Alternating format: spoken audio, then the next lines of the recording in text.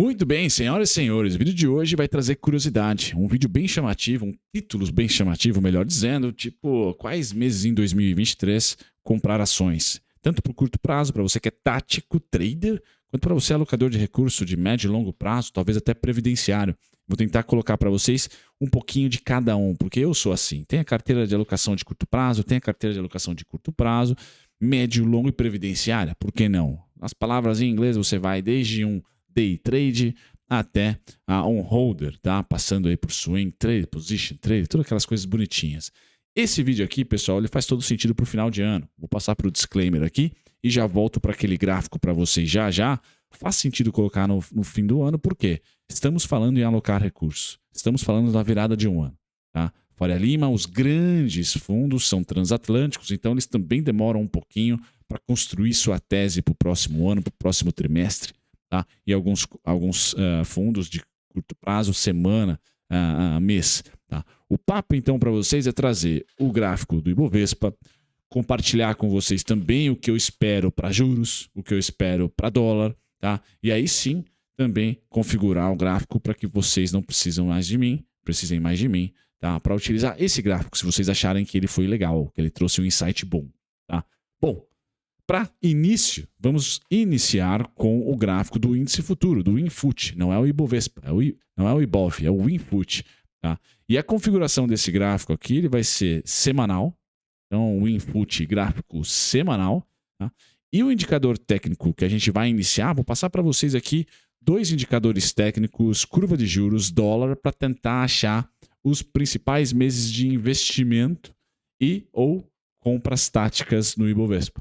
Lógico que a gente vai falar sobre STF, que agora inconstitucionalizou o orçamento secreto, vamos falar de PEC, vamos falar de condições fiscais e monetárias do Brasil, sem dúvida, no plano de fundo. Porque o que a gente pode, o conhecimento, ou melhor, né, a informação que eu quero passar para vocês, ela independe do extra comportamento. Ela só depende do comportamento.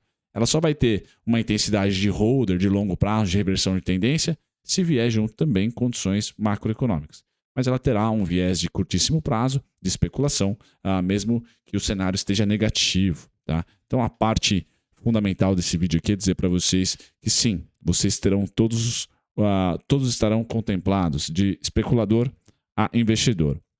Gráfico, então, o input semanal.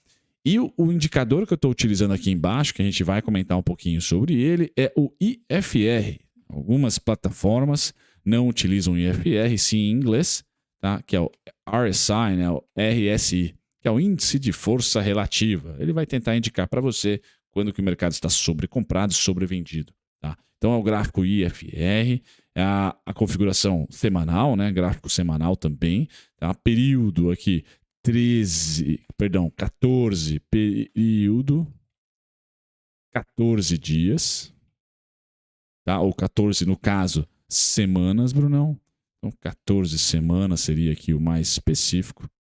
Semanas, tá? Porque a gente vai estar no gráfico semanal, mas tem pessoas que de repente gostam de olhar o gráfico de uma hora, mas com o indicador configurado para o semanal. Tá bom, 14 semanas, tá? 70-30, que é a configuração de sobrecompra 70, sobrevenda 30, tá certo? E vocês vão ter tranquilamente aqui esse viés que eu preciso para pintar o gráfico e deixar ele bonitinho para vocês, ou pelo menos mais alegre, que são essas bolinhas verdes. Tá? A gente vai utilizar para pintar essas bolinhas o IFR.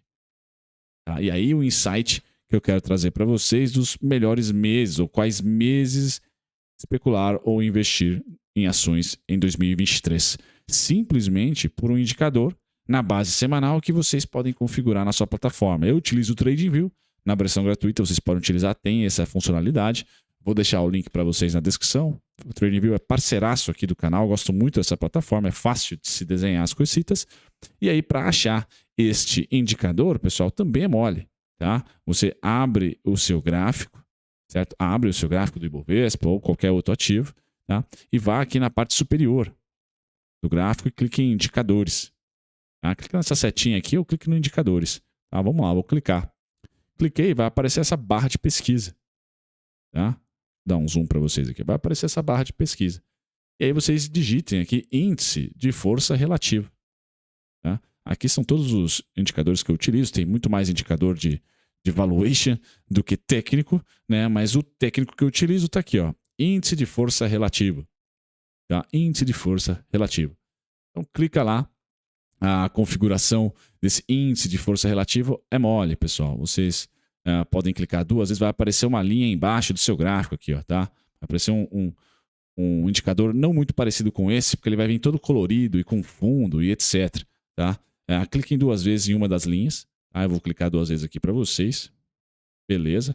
Aí vai aparecer esse box. Tá? Vai aparecer esse box para vocês. Tá? Então eu não utilizo o média móvel, eu só vou utilizar os que estão ticados, tá? E as configurações importantes, upper band, aqui a banda de cima é 70, banda do meio, se vocês quiserem colocar 50, sempre, e a banda de baixo 30, sobrevenda, sobrecompra, meio do caminho. Tá? Não utilizo o background, aqui sinceramente também, pessoal, vocês podem tirar, não tirei, mas vocês podem tirar, tá? Sem problema nenhum. Né? Então, essa acaba sendo a configuração final. Cores, tonalidades, espessamento, aí vocês configurem aqui a parte mais artística. Tá? Mas é dessa maneira, precisão padrão, dessa maneira que eu configurei o meu. Tá? Dessa maneira que eu configurei o meu. Tá? E agora, nos valores, na aba aqui, valores e não de estilo, valores, tá? Você pode pôr aqui semanal, tá? Ou o gráfico que você está usando. Tá? Então, como eu estou usando o gráfico semanal, é o próprio semanal. Então, vocês podem aqui, na versão gratuita, não sei se tem essa funcionalidade, mas vocês podem escolher também qual tipo de intervalo de tempo. Agora, o que é importante, está aqui, ó. Período IFR 14, fonte e fechamento. Tá? Eu não uso aqui Moving Average, mas se você quisesse utilizar, eu utilizaria essa aqui. Ó. Tá? Bandas de Bollinger também, dois desvios padrões. Tá? E a média móvel de 14. Tá? 14 semanas é o que eu quero trazer para vocês. 70-30, esse é o mais importante. Desenhando isso no seu gráfico, vocês chegam a esse indicador aqui de baixo. Tá?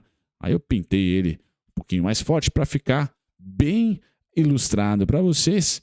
E para responder o título do vídeo, provavelmente que eu vou colocar quais meses investir em ações do Ibovespa em 2023. Está aqui, ó. Tá? A gente vai ter especificamente de 2009, ou seja, pós-crise sistêmica de 2008, nós temos aqui especificamente o IFR, sendo um indicador nem antecedente e nem atrasado. Um indicador específico ali, não atrás da curva. Tá? Bem na hora, bem no mês, que a gente tem que olhar mais para compras do que venda. Quando e se ele estiver indicando sobrevenda, tá?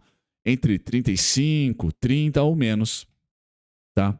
Ou entre 40 a menos, eu já olharia para esse indicador. E neste ano de 2022, pasme, pessoal, mesma coisa, tá? Então, entre 40 ou menos, o IFR, boom, é um momento, vamos lá, traçar aqui 2022, o que aconteceu? Tá? Quando o IFR esteve sobrevendido. Tá aqui, ó. 2022, pessoal. Vai ser uma baita de uma brigaiada nesse momento. A mídia, os jornais vão estar falando, mídia financeira, né? Vai estar falando que tá tudo ruim, péssimo, vai ser PEC. Nesse caso aqui foi as duas PECs, inclusive, precatório e da boldagem, da eleitoral. E agora nós estamos na terceira PEC, tá? E o IFR ainda não chegou no sobrevenda, tá? O que vai contra a minha tese de fim de ano, que eu acho que nós vamos para cima. Tá? Nós vamos para os 123.500 antes de cair novamente. Tá? O IFR está me dizendo, não, Bruno. Vamos primeiro para os 93, para os 91. Vamos ficar sobrevendidos para depois subir. Faz sentido. Aqui é um indicador que está indo contra o meu cenário base, que é de um rally pós-PEC. Certo? Mas para 2023, como eu tenho o contexto em mãos, e esse contexto é vamos lá, o que é mais importante antes de vocês desenharem qualquer gráfico, que é de arrefecimento do crescimento, não só aqui, mas no mundo, que é de taxa de juros no mundo. Tá? Então aqui vou colocar crescimento, tá? O arrefecimento do crescimento. Taxa de juros no mundo, se não subir, vai estar pelo menos estável. Tá? Então vamos colocar pelo menos estável em alta.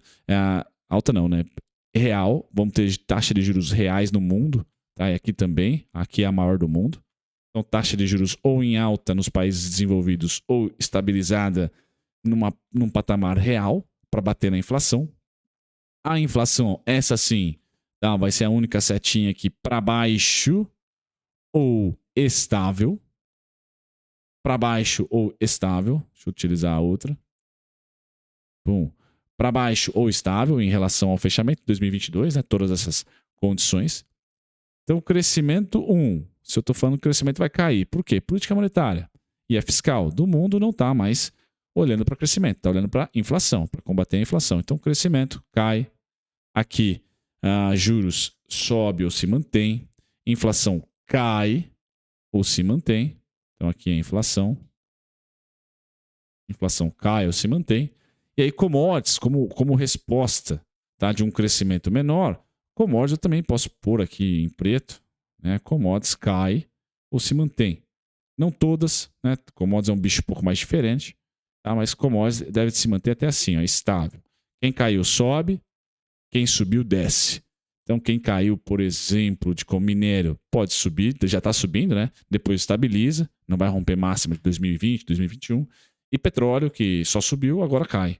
Então a gente vai ter em commodities uma brigando com a outra até que todas lateralizem, tá? Estabeleçam ali um patamar de lateralização, muito parecido com 2011, 12. Tá? Olhem os gráficos de petróleo, minério de ferro, grãos. Tá? Então, essas são as condições. Aqui eu vou colocar Tzinho. Essas são as condições macro, pessoal. São tão importantes quanto a comportamental. Elas que moldam o comportamento. Então, o gráfico é sempre consequência. O gráfico não faz preço. O que faz preço é aqui em cima. As causas, né?